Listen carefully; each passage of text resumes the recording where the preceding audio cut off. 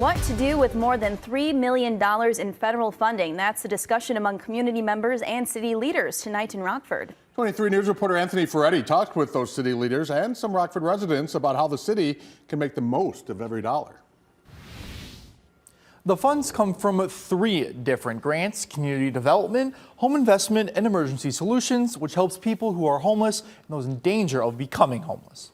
I really like the transparency and the discussion. Dorothy Reddick is one of about 24 residents Thursday night sharing their thoughts on how the city of Rockford plans to use its federal dollars. They were talking about how they helped to invest in a program with Habitat for Humanity to help homeowners that have blighted properties. Dorothy lives in the 3rd Ward, but Rockford City Council member April Prunty invited her to the 6th Ward event to share some insight. I really love to see the participation and to even hear people talk about the wards changing and their concerns about that, and to hear what people are talking about, being concerned about when they look out their windows, the quality of life that they have. Previous improvement projects include improving city drainage, demolishing vacant buildings, and adding sidewalks along 9th Street.